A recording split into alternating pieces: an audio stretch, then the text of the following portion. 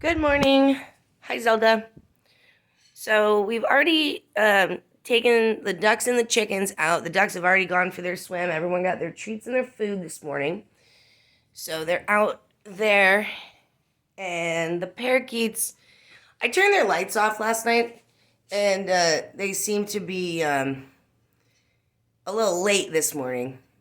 But they're just now kind of waking up. They've got fresh food and water down here. So I'm sure that they'll kind of start coming down and getting that here whenever they're ready. Hey guys. But today I want to talk about Zelda. So this is Zelda. You've seen her in other videos if you've watched my other videos. All four of you out there. Anyways, like I said before, I'm doing this just to kind of document us. So if you like it, cool. If not, eh. Which brings me to today's topic, Zelda, our Great Dane. So I'm going to reintroduce you, even though I already did. Hi, Zelda. So this dog we've had for about 5 months now, I want to say, maybe 6. I think it's 5.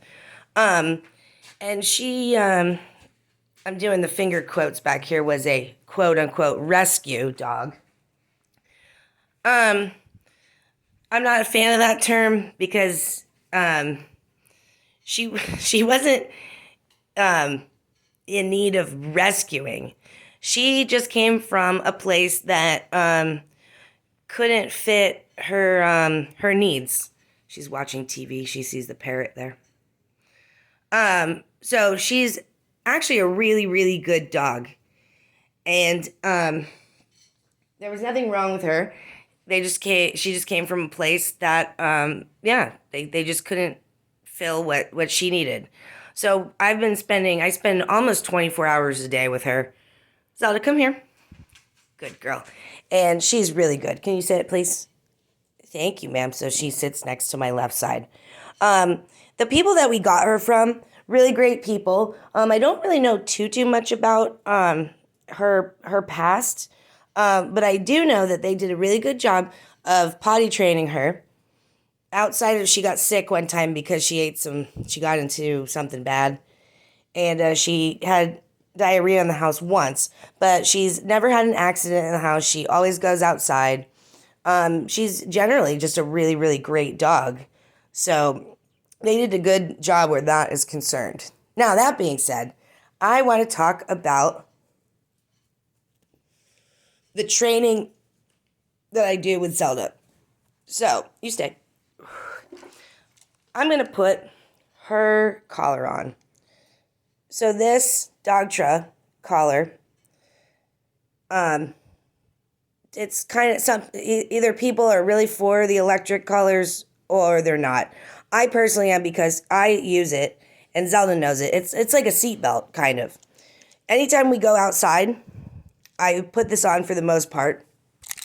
In the backyard, it's fenced in, so not so much. But we live in kind of a residential neighborhood. And when she first came to us, she was petrified of everything, scared of everything. And when I say scared of everything, I mean she wanted to attack everything. Now this dog, she is not aggressive. But she is sometimes scared, which, from what I've seen, comes off as aggression. So when I have this shock collar here,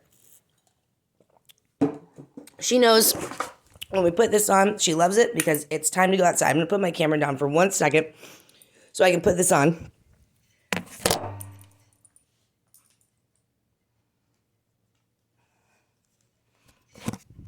Okay, so collar's on. It's not too tight. I can fit my whole hand under this part. And then I put the prongs over here by her ear, and I can still fit my whole hand under here. So this is not choking her. It's not hurting her. In fact, she knows when this is on, like she's nosing me because she knows it's time to go outside and do her job. Yes, I know. We'll go. Can you high five me first? Thank you. Okay, we'll go.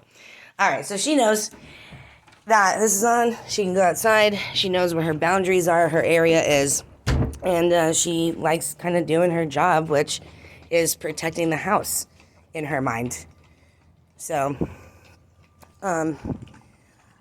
if you noticed, this collar, I think this collar goes up to 100 or so, and we keep it on 40.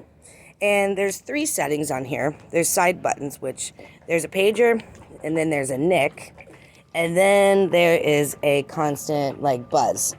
So the nick is just like a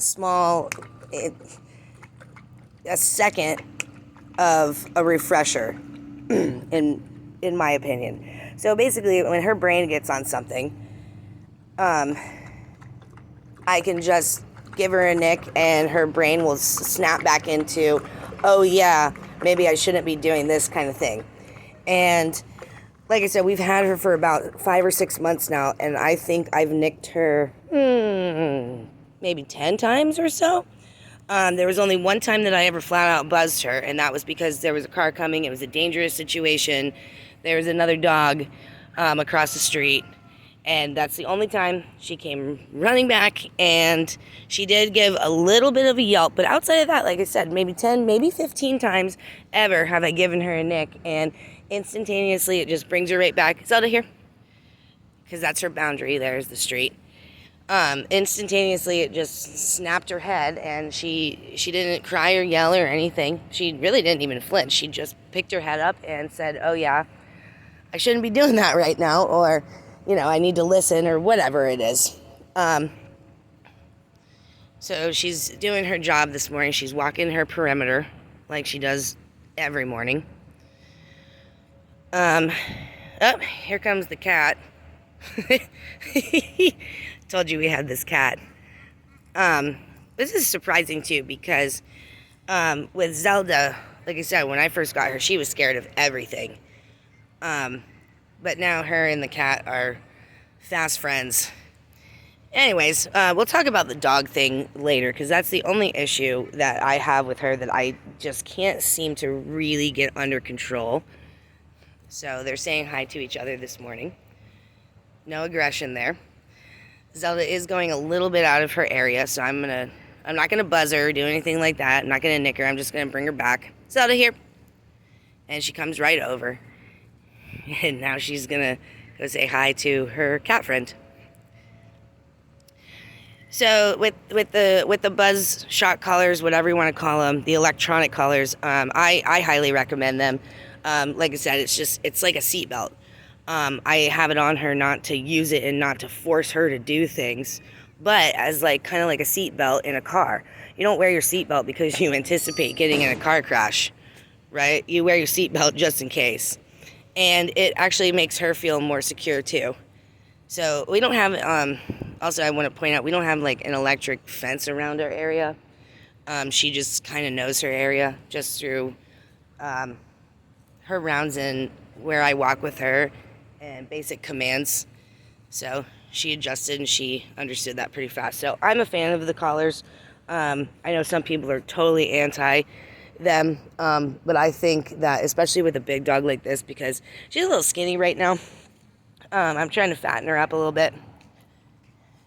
So now I'm going in the street, so she is going to walk with me now, because we've done a pretty good job of working with her and training her and knowing where her boundaries are. But anyway, she's a little bit skinny right now, but she weighs over 100 pounds.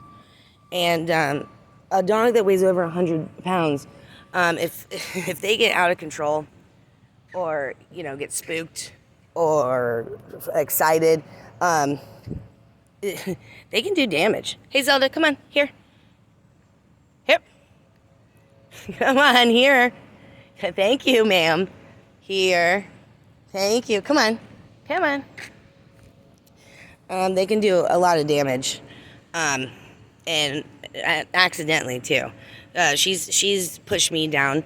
I've had her on a leash when I first got her, and she started running, and she threw me down because she got spooked over something. So this collar that I have that you can't see because it is electronic, that stops her way better than I could. Like I said, she's a big dog, so she could do some damage. So that's why I like the seat belt, as I call it. Zelda, here, come on, let's go see the ducks. So we're gonna go see the ducks because they're talking right now.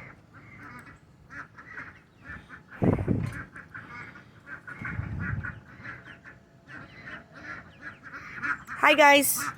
Hi, I see you. So you see their food out there. They've already been fed and fresh water and everything like that. So they're just chilling back here right now. So yeah, so that's about the electronic collars. The only other thing I want to talk about this morning, and then I'll let you guys go. Actually, we'll talk about that tomorrow. So, Zelda, can you come here, please? You're a good girl. Can you come here? Can you? Can you sit? Can you sit? I'm sorry, I touched your nose. Can you sit? Thank you. She doesn't want to sit because the grass is wet. She hates water. Anyways, can you say bye? High five. No high fives. High five? Thank you. Okay, say bye. We'll talk tomorrow.